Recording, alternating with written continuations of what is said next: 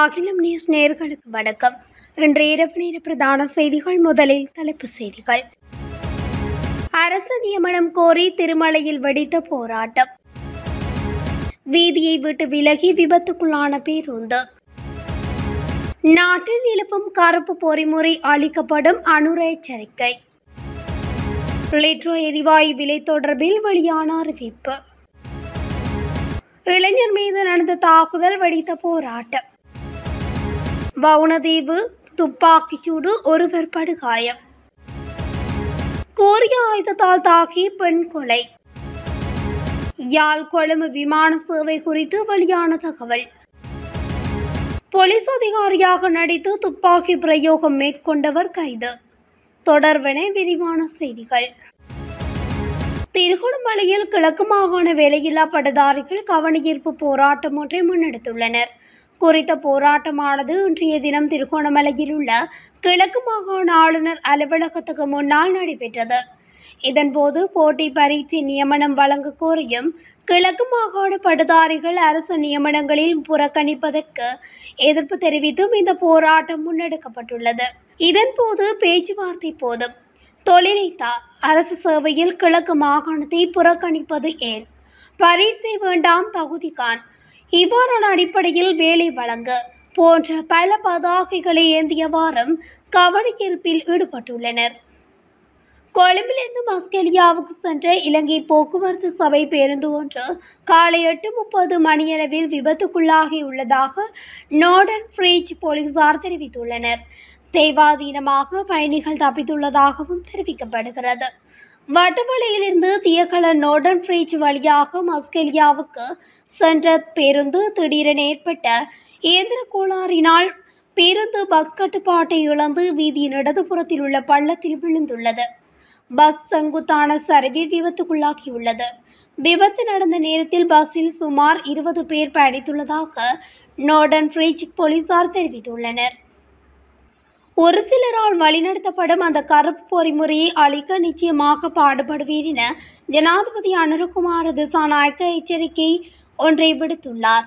ஜனாதிபதி செயலகத்தில் நடைபெற்ற தேசிய வரிவார தொடக்க விழாவில் உரையாற்றிய போதே இந்த கருத்தை முன்வைத்துள்ளார். அங்கு மேலும் கருத்து தெரிவித்த ஜனாதிபதி, சமீபத்தில் மாத்தறை சிறைச்சாலையின் புனரமைப்பு பணிகளின் போது கைதிகளை அங்குண கொலபலச சிறைச்சாலைக்கு மாற்றும் போது அவர்களிடமிருந்து 7 கைவிலங்குகள் மற்றும் கைவிலங்குகளுக்கு பயன்படுத்தப்படும் 28 சாவிகள் கண்டுபிடிக்கப்பட்டது. நாட்டில் மேலோட்டமான வெள்ளை அமைப்புகளுக்கு கீழே ஒரு கருப்பு அமைப்பு இயங்குகிறது என்பது உண்மை. இருப்பினும் ஒரு சிலரால் வழிநடத்தப்படும் அந்த கருப்பு பொறிமுறையை அழிக்க நிச்சயமாக பாடுபடுவேன் என குறிப்பிட்டுள்ளார்.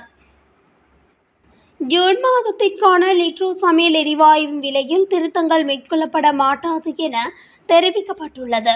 குறித்த விடயத்தை லிட்டர் சமையல் எரிவாயு நிறுவனம் தெரிவித்துள்ளது. இதற்கு முன்னர் காணப்பட்ட விலையிலேயே லிட்டர் எரிவாயு சிலிண்டர் விற்பனை செய்யப்படும் என நிறுவனம் தெரிவித்துள்ளது. இதேவேளை லாப் சமையல் எரிவாயுவின் விலையில் எந்த திருத்தமும் மேற்கொள்ளப்பட மாட்டாது என நேற்று தெரிவிக்கப்பட்டது. லோப் சமையல் எரிவாயு நிறுவனத்தின் பணிப்பாளர் கலாநிதி நிரோஷன் ஜே பீரிஸ் இதனை குறிப்பிட்டுள்ளார். அதன்படி ஜூன் மாதத்தில் லோப் சமையல் எரிவாயுவின் விலையில் எந்த திருத்தமும் மேற்கொள்ளப்பட மாட்டாது என தெரிவிக்கப்பட்டுள்ளது. அவிசாவளை எலிஸ்டன் தோட்ட இளைஞர் மீது தோட்டக்கள உத்தியோகத்தர்கள் தாக்குதல் மேற்கொண்டதை கண்டித்து போராட்டம் ஒன்று முன்னெடுக்கப்பட்டுள்ளது.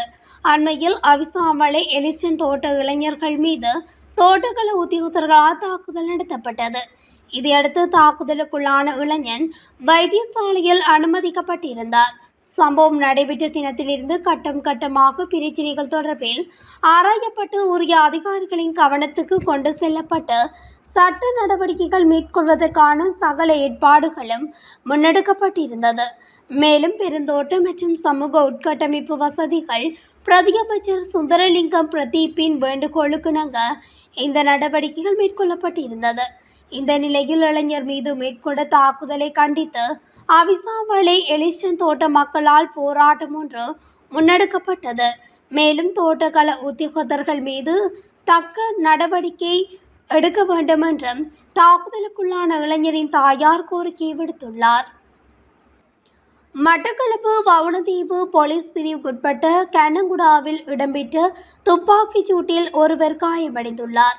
இன்று பகல் இருவருக்கிடையே நடைபெற்ற வாய்த்தர்க்கம் கைகலப்பாக மாறிய நிலையில் அது துப்பாக்கிச் சூடாக மாறியுள்ளது. கனங்குடா கண்ணகியம்மன் ஆலய வீதியில் இடம்பெற்ற இந்த துப்பாக்கிச் சூடு சம்பவத்தில் சதீஷ்குமார் எனும் 36 வயதுடைய ஒருவர் காயமடைந்த நிலையில் மட்டக்களப்பு போதனா வைத்தியசாலைக்கு கொண்டுவரப்பட்டுள்ளார். நீர் விநியோகம் தொடர்பாக இருவரிடையே ஏற்பட்ட மோதலின் போது வீட்டில் மறைத்து வைக்கப்பட்டிருந்த நாட்டு துப்பாக்கியால் இந்த துப்பாக்கிச் சூடு நடாத்தப்பட்டுள்ளது. இது தொடர்பில் துப்பாக்கி போலீசாரினால் மீட்கப்பட்டுள்ளதுடன் ஒருவர் கைது செய்யப்பட்டுள்ளதாகவும் வவுணதீவு போலீசார் தெரிவித்தனர். காணியொன்றில் வைத்து கூறிய ஆயுதத்தால் தாக்கி பெண்ணொருவர் கொலை செய்யப்பட்டுள்ளார். குறித்த கொலை சம்பவம் ரம்புக்கனை கப்பள பிரதேசத்தில் உள்ள வீடொன்றில் இடம்பெற்றுள்ளது. சம்பவத்தில் உயிரிழந்த பெண் 46 வயதுடைய கொஸ்கக புகும்புர பிரதேசத்தைச் சேர்ந்தவராவார். உயிரிழந்த பெண்ணுக்கு திருமணத்திற்கு புறம்பான உறவு இருந்ததாகவும் இதனால் அவரது கணவன் இவ்வாறு கூறிய ஆயுதத்தால் தாக்கி கொலை செய்துள்ளதாகவும் காவல்துறையினரின் விசாரணையில் இருந்து தெரிய வந்துள்ளது. இந்த தாக்குதலை மேற்கொண்ட நபர் அந்த பிரதேசத்தை விட்டு தப்பிச் சென்றுள்ளதாக போலீசார் தெரிவித்தனர். சம்பவம் தொடர்பான மேலதிக விசாரணைகளை ரம்புக்கணி காவல்துறையினர் மேற்கொண்டு வருகின்றனர். கொழும்பிலிருந்து யாழ்ப்பாணம் வரையான மக்கள் போக்குவரத்துக்கான விமான சேவையினை ஆரம்பிப்பதற்கு டேவிட் பீரிஸ் ஏவியேஷன் திட்டமிட்டுள்ளது. அரசாங்கத்தின் எதிர்கால திட்டங்களுக்கு அமைவாக உள்ளூர் விமான சேவையினை விருத்தி செய்யும் நோக்கில் டேவிட் பீரிஸ் ஏவியேஷன் நிறுவனமானது குறித்த திட்டத்தினை ஆரம்பிக்க உள்ளது. அதன்படி இலங்கை சிவில் விமான போக்குவரத்து அதிகார சபையின் மேற்பார்வையின் கீழ் கொழும்பிலிருந்து யாழ்ப்பாணத்துக்கு விமான சேவையினை ஆரம்பிப்பதற்கு திட்டமிட்டுள்ளது. இதற்காக இலங்கை சிவில் விமான போக்குவரத்து அதிகார சபையின் பரிசோதிப்பவர்களின் மேற்பார்வையின் கீழ் விசேட கண்காணிப்பு விமான பயணத்தினை இன்றைய தினம் ரத்மலானை விமான நிலையத்திலிருந்து யாழ்ப்பாணம் சர்வதேச விமான நிலையம் வரை மேற்கொண்டுள்ளது.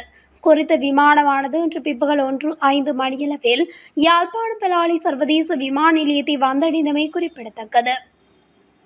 போலீஸ் விசேட அதிரடிப்படை அதிகாரியாக நடித்து கலப்படவத்தை தோரதோட்டை பகுதியில் உள்ள வீட்டில் இருந்தவர் மீது துப்பாக்கிச்சூடு நடத்திய சந்தேக நபர் கைது செய்யப்பட்டுள்ளதாக மேல் மாகாண தெற்கு குற்றப்பிரிவு தெரிவித்துள்ளது.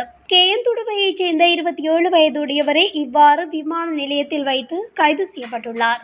இந்த சந்தேக நபர் நாட்டிற்கு வந்ததும் அவரை கைது செய்யுமாறு குடிவரவு மற்றும் குடியகல்வு கட்டுப்பாட்டாளருக்கு நீதிமன்றம் பிறப்பித்த உத்தரவின் பேரில் இன்று கட்டுநாயக்க விமான நிலையத்தில் வைத்து அவர் கைது செய்யப்பட்டுள்ளார்.